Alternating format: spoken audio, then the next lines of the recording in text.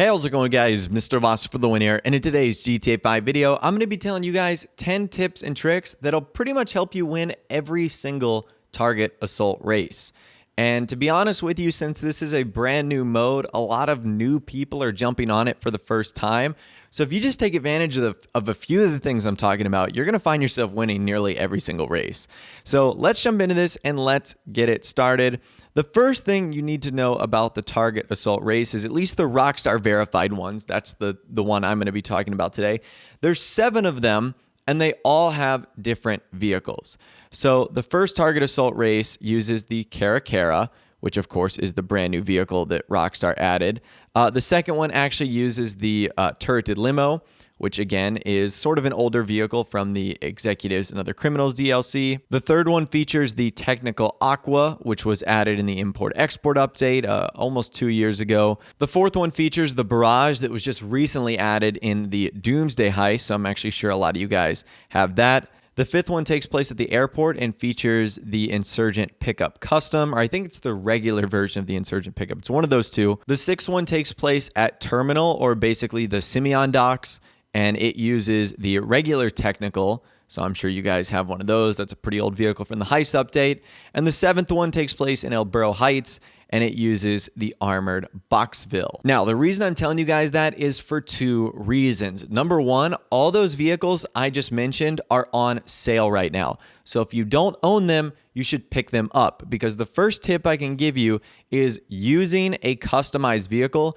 gives you a huge advantage. So if you're the host of the race and you have a custom version of a Cara or a Technical, you need to use it because it is going to give you a huge advantage. Not only will you be able to upgrade the weapon on the back for the Cara, giving you a big advantage, but also you're going to be able to upgrade its armor, its speed, its turbo, transmission, engine, etc. You're going to give yourself an advantage just by having a customized variant of these vehicles. It's plain and simple.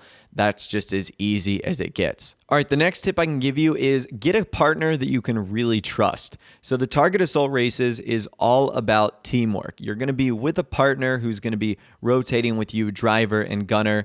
So you're going to want to avoid playing with a random player if at all costs. So find a crew member that you can trust, find a friend that you can trust. I'm sure you could reach out on various gaming forums or sites and say, hey, I'm looking for someone who wants to play the target assault races, who's interested, and I'm sure you could find someone that way. Just don't jump into this with a random person. It's probably not going to work out all that well for you. Now, in case you didn't know, after each lap, the gunner and the driver switch roles.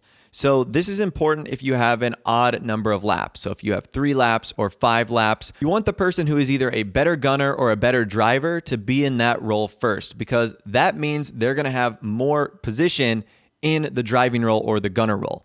So let's say I'm a better driver than a gunner and there's 3 laps. I want to set my preferred role to driver so that I drive first. So because of that, I'm going to drive the first lap, I'll be the gunner on the second lap, and I'll be the driver on the third lap, which means that 2 out of the 3 laps, I'll be doing what I do best instead of vice versa.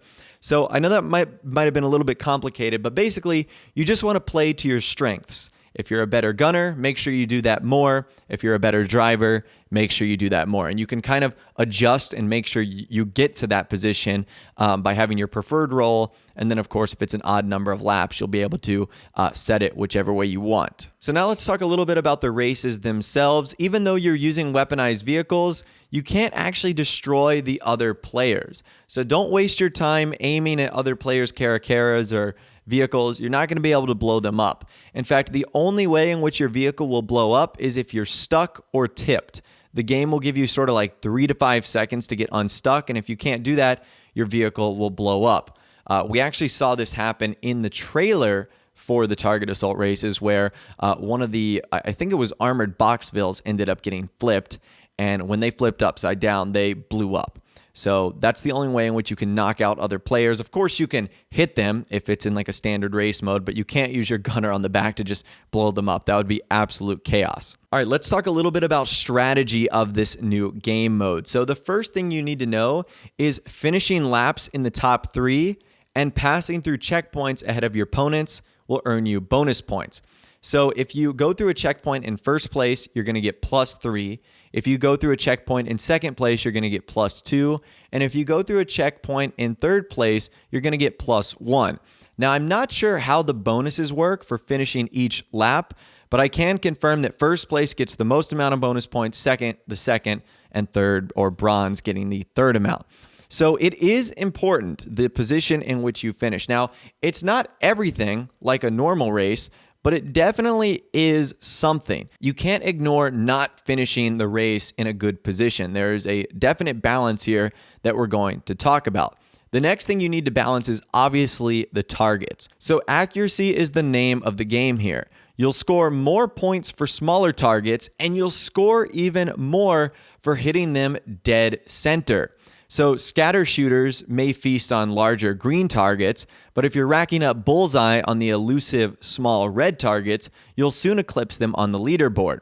So that's actually pretty interesting. Rockstar reward players more so for being accurate rather than being a sort of a spray and pray. So obviously the bigger targets are going to be a smaller reward. However, if you hit on the center targets, regardless of how big they are, you're going to get more of a reward. So ideally here, you would want to be really accurate. And then when you get to the real small targets, you want to be deadly accurate, sort of going for the bullseye. So ultimately what you want to do is balance finishing in the top 3, but also being as accurate as possible. Someone who finishes first, but is incredibly inaccurate with their shots, maybe just shooting at the edges, might not necessarily be the winner. Whereas at the same rate, if you're too accurate and you try and get every bullseye, but you finish in 8th place, that's obviously not going to be good for you either. So the name of the game here is balance. You know, finishing second, third, or fourth, but being real accurate is great. Or you could try and finish first and, you know, just be light years ahead of everyone else and not be as accurate. So as the driver, you want to play to your teammate's strength. If your gunner's on a streak, you might want to ease up on the throttle and let them rip through a few more targets before rushing to the next checkpoint. And speaking of that, if you are a gunner and you don't have a mic or you're playing with a teammate that you don't know, even though you shouldn't do that, you can use the D-pad and X to sort of tell your teammate what you want to do, like go left, right, or straight or backwards, or put on the brakes a little bit so I can hit more of the targets. Now, speaking of that, another thing that I found that's pretty interesting, you can hit the targets from anywhere. I'll see some people like stop shooting until they get to a checkpoint. No, you can hit those targets from whatever distance you want. It once again just becomes sort of an accuracy thing for me. Now, another thing I would recommend is definitely not using first person with the machine guns and the weapons on the back.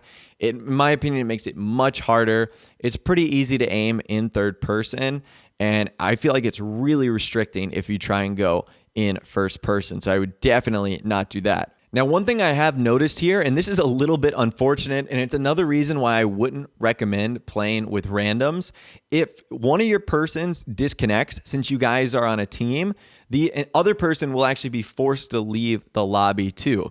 So let's say your gunner gets disconnected, the driver is going to get disconnected as well, because there's obviously no point in having him stay in the race because he's not going to be able to do anything because he can't score points. So it is sort of like Heist. If one of your members goes, you're going to be gone too. Now, another one of the more unfortunate things about the target assault races is even though it's technically double money NRP right now, the payouts are not all that great. So the laps are actually pretty quick. So I'd recommend 3 or 4 laps, maybe even 5 if you want to get the maximum amount of payout. But from what I've seen so far, even racing for 10 minutes and coming in first is really only going to get you around $40,000. So it's not all that great in the long run. And I found that even with a consistent partner, it's hard to win every one of these races because there's just a lot of variables. Like each race is not going to be the same, you know, depending on how many checkpoints you get and how many targets you hit. And that's also sort of the beautiful thing about the Rockstar created ones is the more you play them, the better you're going to get. So the reason I say this is the targets never move from race to race. So when you play over and over and over again, you'll be able to pick out where Rockstar sort of hides the special red ones, which they do put in very interesting locations like hanging from cranes or on really tall billboards. So the more you play the races, the more you'll figure out where Rockstar is sort of hiding stuff.